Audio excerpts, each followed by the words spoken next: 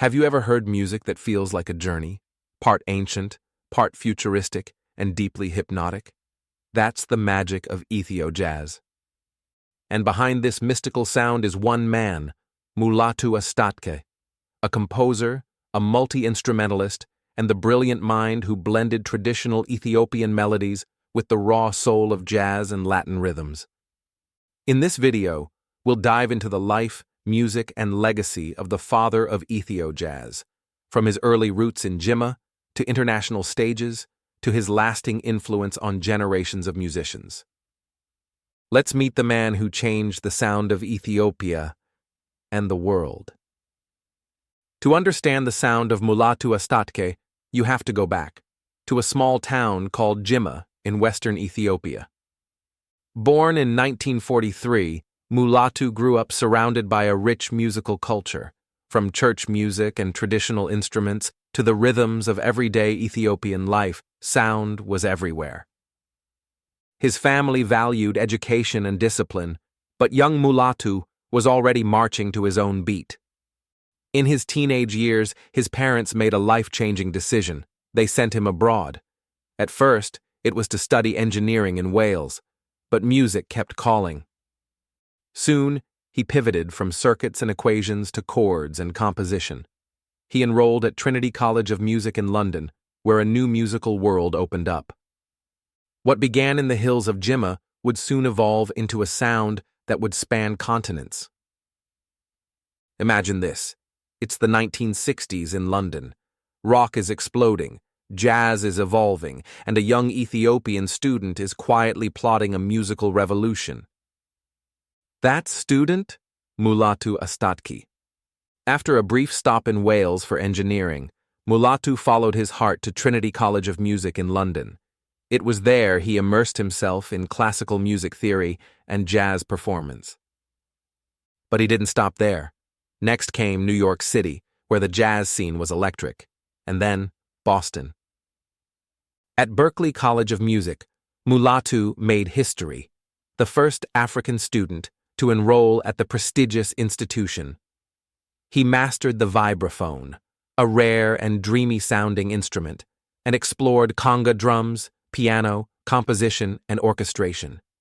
He soaked in Afro-Cuban rhythms, bebop harmonies, and Latin grooves.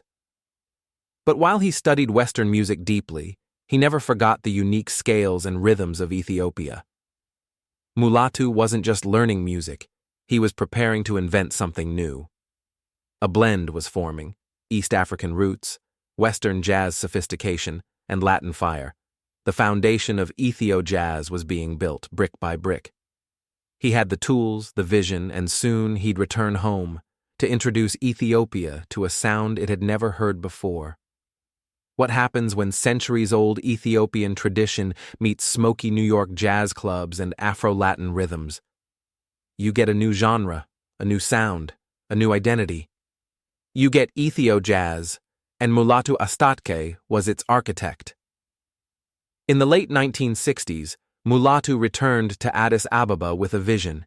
Ethiopia was buzzing with artistic energy, and he brought with him something completely new. He began fusing the traditional pentatonic scales of Ethiopian music with jazz harmony, funk grooves, and Latin percussion. Instead of the standard jazz quartet, he added Ethiopian instruments, unexpected time signatures, and modal improvisation. The result? A hypnotic, meditative groove that felt ancient and futuristic at the same time.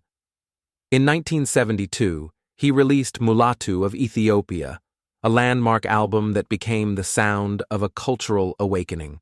That album, and later appearances on the Ethio-Peak series, introduced global audiences to the mystique of Ethio-Jazz. Mulatu didn't just create music, he created a bridge between continents, traditions, and generations. And Ethio-Jazz wasn't just a sound, it was a statement. Ethiopia could innovate, influence, and inspire. Behind the rhythms, beyond the global stages, is a man who moves to his own tempo, calm, focused, and deeply rooted. Mulatu Astatke isn't the kind of artist drawn to the spotlight.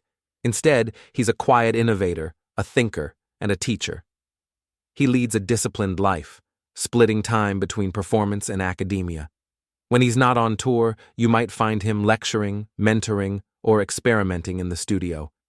He's deeply connected to Ethiopian culture and passionate about preserving its musical heritage while still pushing boundaries. Unlike many stars of his era, Mulatu didn't chase fame. He chased depth, and that pursuit has defined his lifestyle: intentional, creative, and deeply human. For Mulatu, music isn't a job, it's a way of life. While Mulatu Astatke's music has traveled the world, his heart has always stayed close to home. Known for being deeply private, Mulatu keeps his family life away from the spotlight, but what we do know paints the picture of a devoted father and husband.